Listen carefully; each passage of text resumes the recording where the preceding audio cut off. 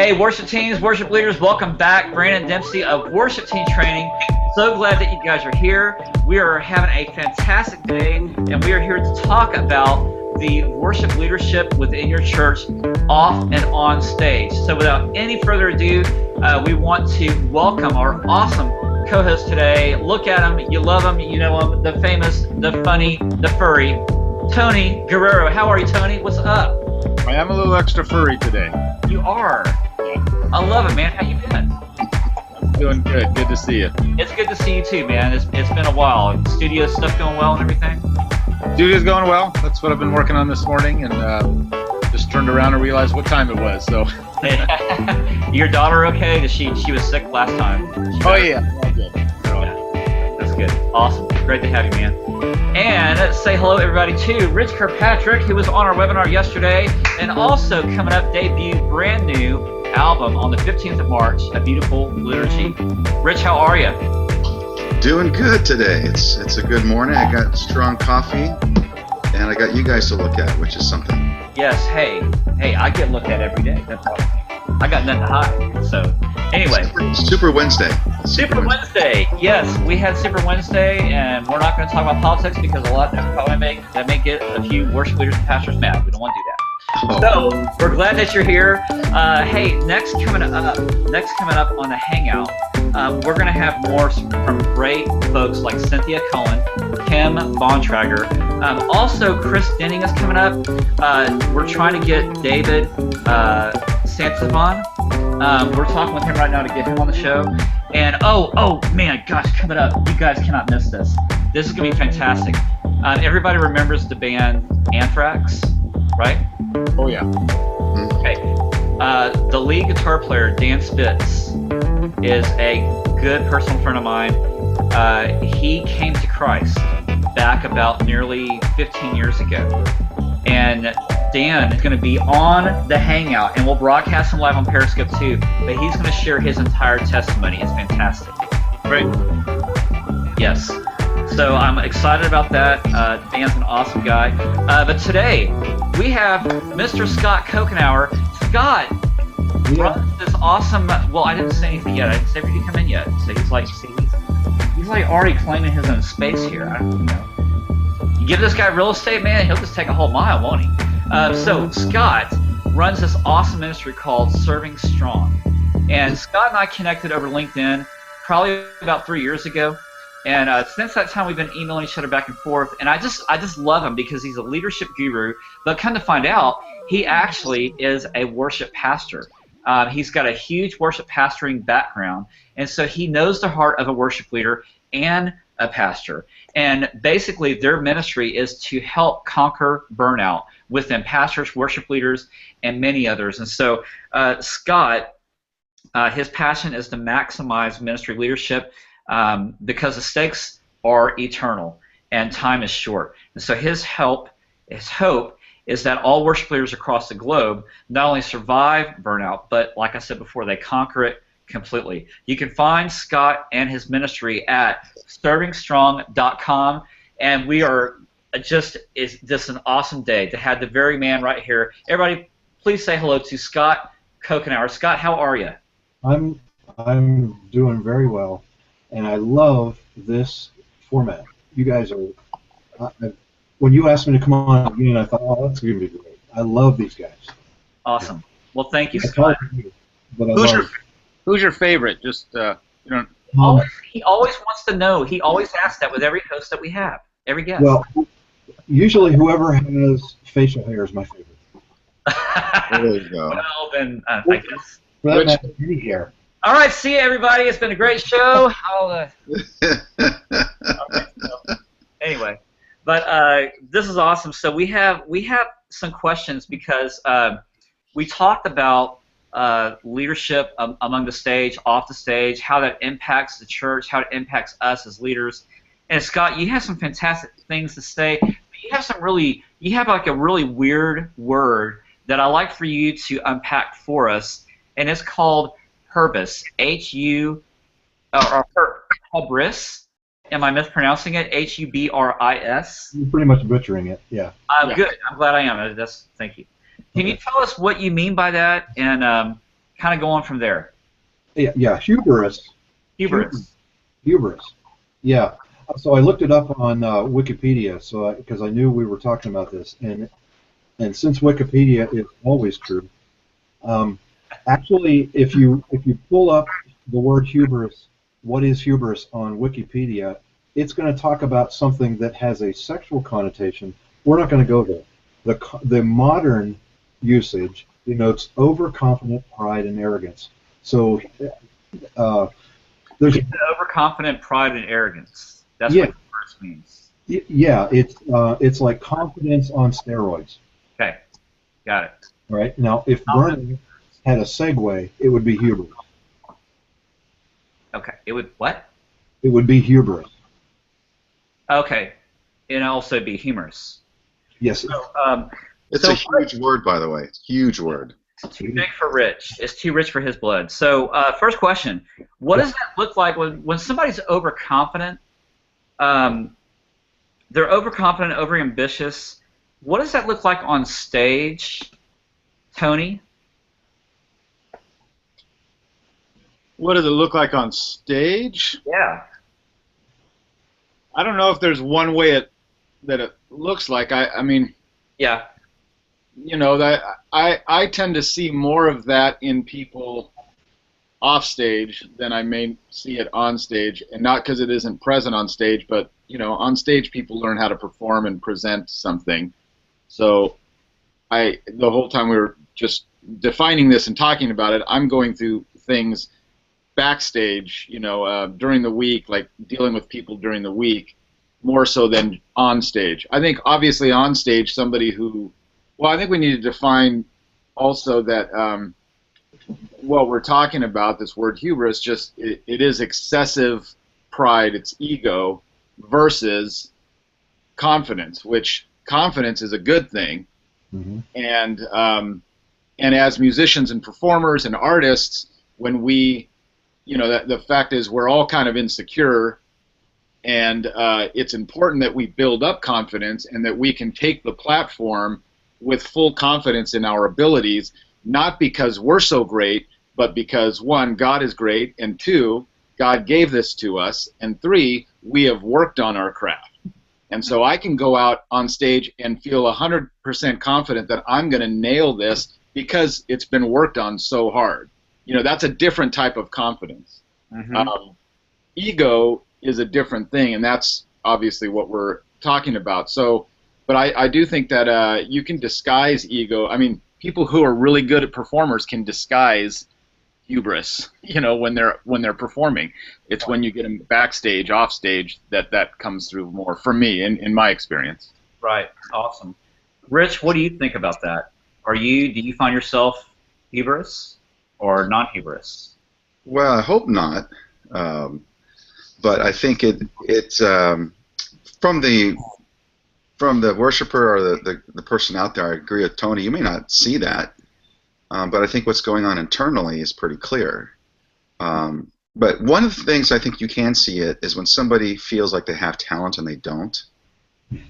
And that's probably where in the church we see it, where you get fired probably in some other settings.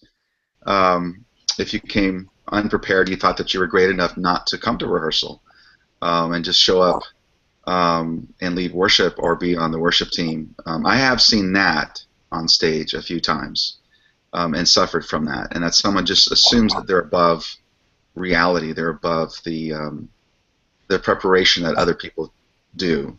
And ironically to me, the people who have less hubris are the most gifted, talented people I know. They seem to be the ones who take notes in rehearsals and actually show up, even though they don't need to. They would actually be the guys the guys you'd actually let show up are the ones who don't have the hubris it seems, because they're humble enough.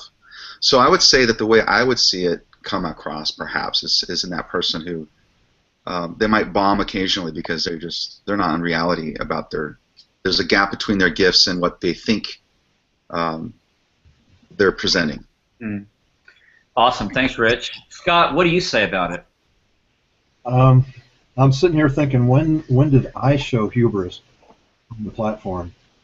My question would be to all the worship leaders on Periscope or on the Hangout here. When you can't remember a word, how many of you have faked getting blessed? Have faked? Have faked it Okay. because you couldn't remember the words. Yeah. Your mind goes blank, and you just, you do the I'm blessed. I can't sing right now. I'm guilty of doing that. Years ago, I remember feeling bad because people would actually be blessed by it. They'd be blessed by your faking. Is that what you're saying? Yeah. Okay. So you bless people with your fakeness. So that's hubris to me because of self-preservation. False humility. False humility, trying to protect myself. Wow. Hey, Brandon, can I add two on-stage examples that I think maybe would be worth talking about or just mentioning? Sure. Two ways I could see this play out on stage. Okay. If a worship leader does a whole lot of talking and a whole lot of, not just talking like, hey, welcome everybody, but a whole lot of preaching from the stage that isn't, in a sense, sanctioned by the pastor or isn't in line with the pastor or, like I have a big problem, even in rehearsals and devotionals, with doing devotional time and all that kind of thing, if it's not connected to what the body is doing. Like those times for me there should be a thread between what you are preaching and what the pastor is preaching. And I think very often people, when they end up with a microphone and a congregation, there is something that comes up and says, this is my opportunity. I must be here because I am so smart. Let me just show you what I know. I think there's that's one place where we can get really tripped up with our ego, is what we are saying to the congregation and whether it's in line with the pastor and all of that. That's one thing. Another thing I would suggest is for songwriters, if your worship sets are just packed with your songs and you don't run your songs through the pastor or through other professional writers who can critique and all that, if you don't have a filter but you're throwing your stuff out there, that's a place you might want to check your ego as well, because I don't believe we should just be throwing our music out there without pastoral checks, scriptural checks, going to our peers and checking that music and making those lyrics and all that, making sure that we can be confident in that song and not in our great songwriting abilities. That's another way. And the third way would be, and I talk about this in my book a lot, if you have a team of musicians and singers, instantly you have a team of creative people. And if you are the only one making all the creative decisions for your team, you need to check your ego. Because to have a room full of talent and creative ideas at your disposal and not solicit them, that to me is a huge, huge warning sign for ego, for hubris. Awesome. Good word, Tony. Thanks for that. Hey, Scott, would you tell us, kind of speaking into what Tony had to say, how does that impact worship leading? How does it take away, how is that how do people deal with that? I don't even know how to ask that question, but how does it impact worship leadership, hubris? Well, it destroys your leadership because it's a trust issue. It's a matter of being able to, elicit trust. It takes a long time for people to get used to your leadership, and the moment that you fake, the moment that you are overconfident. See, confidence is walking into a room and saying, I believe I can help any person in this room with what God has gifted me to do. Hubris is walking into the same room saying, I have nothing more to learn from these people, and they've got to work with me. They have to hear what I have to say. And so it destroys your trust. I mean, how many of us have sat in the pew or in the seat knowing the real life of the worship leader and how difficult it was to worship ourselves because we didn't have the trust or the admiration of the worship leader. So I think it really impacts leadership greatly. In fact, there's an article. I'm pulling it up here. Let me share this quote from an article that I found. It says, "We evangelicals have created a culture of entertainment that empowers and promotes the most gifted among us. These very gifted singers and performers are admired and celebrated for their abilities in a way that is not different from The Voice or American Idol. With all this adulation in the environment, it's no surprise that many Christian bands performers are lifted up with pride and never mature in their faith. I think a hubris attitude toward worship closes the ability of a person to go deep in their faith." So, all right, who wants to take that on? Rich, what were your thoughts on that? Have we? I mean, we definitely there's that culture that has created itself, the posturing of this false identity of a worship leader. What's your thought on that? I think the Christian celebrity, Yeah. whether it's a preacher, pastor, youth pastor, worship leader, is a problem in the evangelical church. Definitely, it's something that we're not. It does one of two things. You know, you have to be a rock star. In other words, you have to bring the numbers in, and you have to appear to be a monk. So we want somebody who has all the giftings and abilities of a narcissistic leader with hubris, so they're able to somehow pull charismatically people in. But we want them to be this monk, this person who is so spiritually above us that we can believe that we're aspiring to be like them.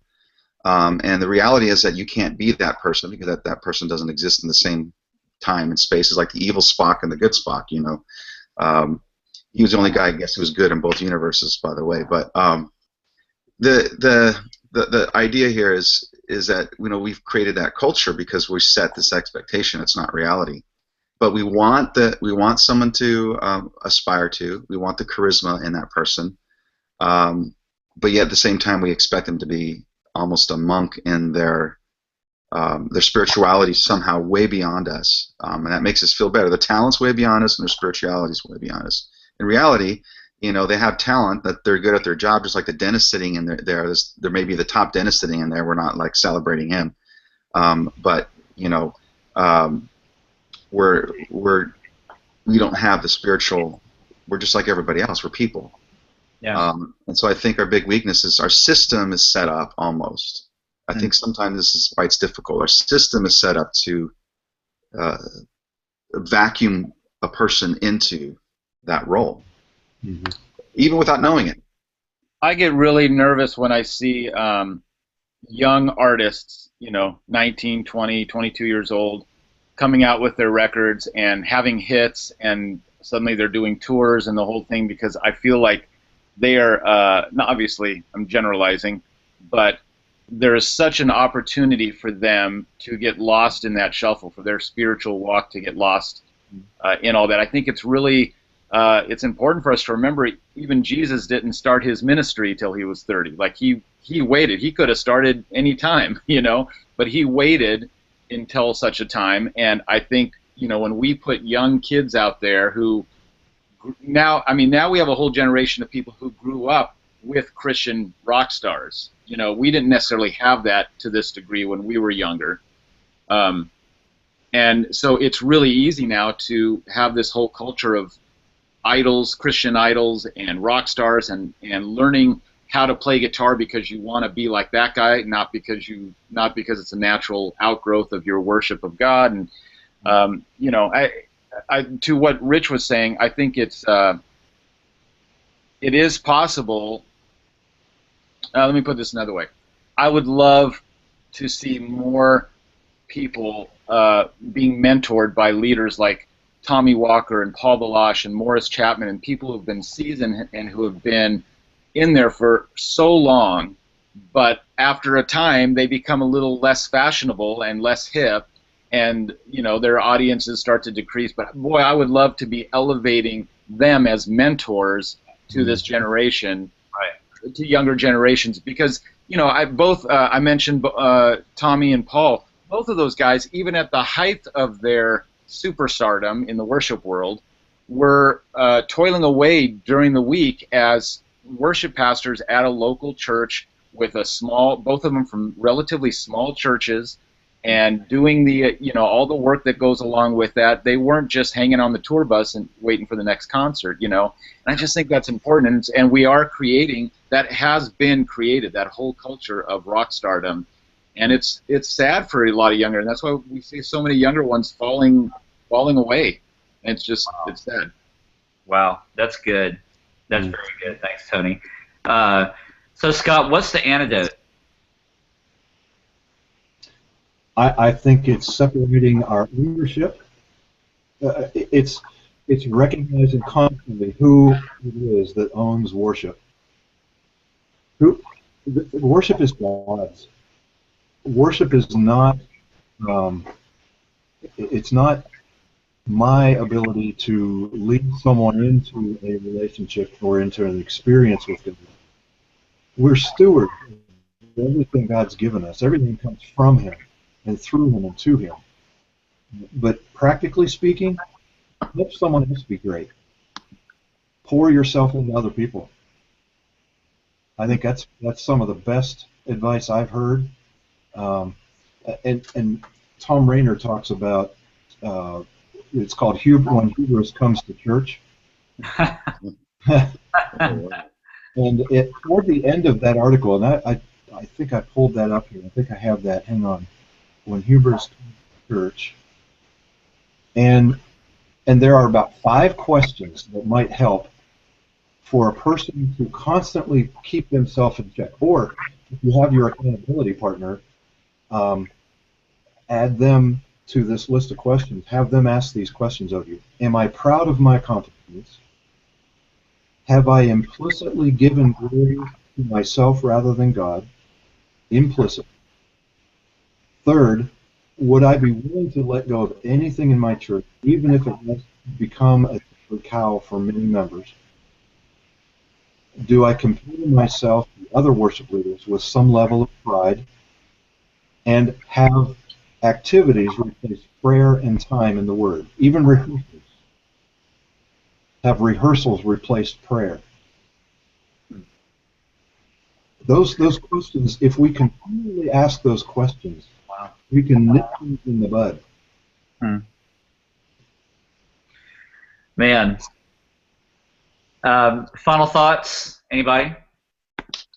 I'm going to add one more thing to my list from earlier. If you're the leader in your worship team and you have not been actively training younger people, not just younger, but just others, to be able to take your spot, that might be another place to check yourself. If you're not, the worship leader I work with every Sunday, everybody knows she is a leader, but you can attend our services 3 weeks and she won't lead a song. She'll be in the choir, but she is the leader. She's the Darlene Scheck. She's the, Matt Mayer, whatever it is. She's the one that, if she wanted to, could take that center position every song, every Sunday, and weeks go by and she sits in the choir the entire time. That is such a model to me of the opposite of what we're talking about. And she has then raised up 20 other people who can take that front stage, that all spend time in the choir but can take that front microphone under her leadership. And that's a huge thing. If you don't have that working in your under your leadership, you don't have people that you have trained to come up into your spot. It's insecurity, number one, and it's hubris for sure. Yeah, for sure. Awesome. Thanks, Tony. Rich? I'd say, some people lose their job because that's why they're hired. And what I'm meaning by that is that we've created a system that has to be challenged. To be given the freedom to do that is great. In other words, a lot of worship leaders that are listening don't necessarily have the freedom because they're saying, no, we got you. And I felt that tension in some situations. So I think those of us who have the voice need to really echo the fact that, we need to reproduce. And we talked about this in the webinar last night. If you look at the Exodus 31, when Balazhal, I think that's how you say his name, was called, you look at the Hebrew of that, part of his calling, the intelligence, it was to passing on, was the mentorship, was the reproduction.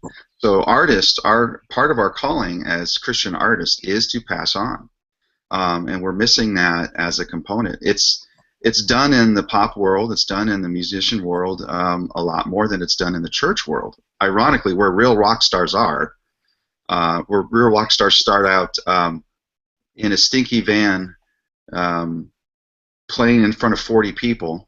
We're starting out in front of 1,000 people with the great in-ears and sound system, and we don't have this idea of apprenticeship, of warning up. And so I'd say, we need to embrace that. However, some of us, have been forced. You got to be the guy singing lead voice, and I say, we've got to start modeling it. And not to give a plug that has a lot of hubris in it, but the project my daughter and I just made, a daughter-father project, not a father-daughter project. Is because it's kind of hard to describe what is it like, with a young woman who's 22, who's been leading worship with me for 8 years, who has had mentorship by many people like you guys know, like Sarah Callie and others. The reason I could put her in front of people and be behind her is because she's had that training. Yeah. And a lot of people, though, don't value that. They look at just, let's buy it. So I'm saying out to the pastors and the board people out there, please give space to what Tony's saying. Please honor the fact that the Morris Chapmans and the Tommy Walkers out there, the Paul Balashes out there, they are the heroes because they are reproducing. I would think about how many videos even Paul Balashes made. He didn't have to do that to stay popular. I mean, you guys remember those things? Because he wanted people like us that were in the trenches to actually be the stars. And so that's my little 2 cents to it is let's honor that, and so dittos basically. Yeah, cool. Scott, it's been awesome to have you on. Tell us, out of all that we talked about today, what's the one thing you keep coming back to? It's been said here that part of our role as worship leaders is to invest in the future. It's not more than just part of our job description. It's probably, it eclipses the part that we would naturally gravitate toward of leading our family. If we are leading others, that's what's important. And I couldn't have said it any better than the fellows on the call here. Well, these guys are special indeed. I love each of them, and we miss having Stephanie Timmons with us and Swift. But Scott, it was so great to have you today. Thank you. Well, let me finish with a quote, if you don't mind. Go for it. Okay. And now these three remain: laziness, impatience, and hubris. But the greatest of these is hubris. Ooh. That was awesome. That's good. That's very good. Well, Scott, thank you so much again for joining us today. It's great to have you. It's been a joy. You guys are great. Thanks, Scott. Keep doing what you're doing. Yes. And Rich, thank you for being with us today, and also our webinar that we had yesterday was fantastic. And a new album coming out on the 15th of March. That's right. A beautiful liturgy. Fantastic. Tony, as always, thank you so much, my brother. Thank you, sir. Great to have you. And guys, great to have you. It's so awesome to have you guys join us. A lot of you guys watch us on Periscope, Twitter, YouTube already, Facebook, Instagram, Pinterest, all that good stuff, Google. And we are so excited that you've chosen this worship team hangout, is what we call it. And we air about twice a month. So next, coming up, we are trying to get in David Stasevan, or did I say that right, Rich? Who? It's how do you? I don't know. David. We're here from Canada. He's good friends with some of the folks out there that we have shows. Santa Stephen. Stavestein. And anyway, we're also looking forward to having Dan Spitz coming up in April, so you can't miss that. Also, we talked a lot today about the idea and truth, reality of mentoring. Very much like what Tony had said, we take that very seriously here at worshipteamtraining.com/mentoring is where you can find this awesome dude right here, Tony. You can also find Rich to sign up with them. Also, there's Laura Marriott, Stephanie Kelly, a lot of fantastic folks that have been mentoring for a long time. And if you feel like maybe you have some things that you just want to work through, or maybe you're missing that one step, maybe it's just that crystal clarity that you need to have, that you know God's already been calling you, but how to get there and to have somebody walk with you on that journey can be a different reality and can be a huge benefit for your journey. So we invite you to check out worshipteamtraining.com/mentoring, and also check out our workshops page if you want one of us to go to your church for hands-on practical training with your worship team. We do that. And it's so fantastic to come with you to learn about your church and what you do here. Hearing you guys all over Twitter and Facebook, thank you so much for the comments and the emails. And we hope that you share this broadcast out with those that need to hear these encouraging words. So we're going to have Scott to come back on another Hangout episode. It's going to be awesome. So, Scott, thank you again for your time. Thank you. And, folks, you can find Scott, again, at servingstrong.com. So be sure to check that out if you know a pastor, worship leader in need of help. This is what Scott does, and he's awesome at it. And we're also excited to see the new things that Scott and myself, Worship Team Training, what God is doing to dream up together. So that's some fantastic stuff waiting to come as well. So anyway, got to go for now. Join us back on the next Worship Team Hangout. We love you guys. Say goodbye. May God's blessings flow to you. See ya. Worship Team. See you guys later. Bye. Bye-bye.